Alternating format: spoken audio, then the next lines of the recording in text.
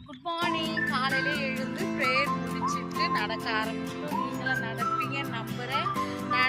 நடங்க நலம் பெறுவீங்க.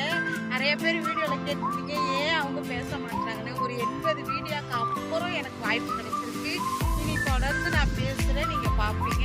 இவங்க பேசுகிறேன்னு சொல்லியிருந்ததால இவங்க பேசுகிறாங்க. இன்றைக்கி தான் ஆரம்பிச்சிருக்கிறாங்க. நிறைய பேர் கேட்டிங்க என்னங்க அப்படின்னு நடக்கிறாங்கன்னு. சரி, இன்றைக்கி எதை பற்றி பேசலான்னு அப்படி யோசிக்கும்போது கவனம்னு சொல்லிட்டு நம்மளை சுற்றி பல காரியம் இருக்கு. நம்ம கவனமாக இருக்கணும். இப்போ கூட பாருங்களேன், உஷாராக இருங்க, கவனமாக இருங்க. நம்ம ஃபோன் பண்ண உடனே முதல் கால் என்ன வருதுன்னா கவனம். லாட்சி வெல்வது, உடனடி கடன், வீட்டில் இருந்தபடியே வியாபாரம் செய்வது, ஆன்லைன் மூலமாக ஃபோன் பண்ணி நீங்கள் இந்த வியாபாரம் பண்ணுங்கன்னு சொல்லி நம்மளை அப்படிலாம் சொல்லுவாங்கன்னு சொல்லிட்டு தொலைபேசி மூலமாக கால் வருது. பணம் ஏமாறுறாங்க. எவ்வளோ பேர் லட்சக்கணக்கில் ஏமாந்துருக்குறாங்க. கவர்ச்சிகரமான விளம்பரங்களுக்கு நீங்கள் பலி ஆகாதீங்க. இது எச்சரிக்கையாக சொல்கிறாங்க, உஷாராக இருங்கன்னு சொல்கிறாங்க. ஏன் சொல்ல வர கவனமாக இருக்கணும். ஏன்னா பலர் அதனால் கவனம் இல்லாமல் ஆன்லைன் கேம், ஆன்லைன் மோசடி, சைபர் கிரைம் மூலமாக பல லட்சங்கள் இழந்திருக்கிறாங்க.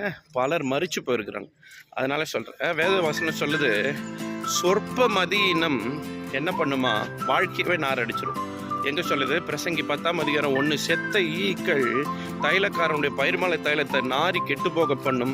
ஞானத்திலும் கனத்திலும் பேர் பெற்றவன் சொற்ப மதியினத்தில் அப்படி செய்கிறான். அப்போனா ஏன் சொல்ல வரேன், கவனமாக இருங்க, உஷாராக இருங்க. எல்லாவற்றிலும் நம்ம ஞானமாக நடந்துக்கணும். கொஞ்சம் கவனக்குறைவு கூட நம்ம வாழ்க்கையை நாரி போக பண்ணும். அதில் உஷாராக இருங்கன்னு சொல்லி இன்று உங்களிடமிருந்து இதை சொல்லி விடைபெறுகிறோம். பாய்.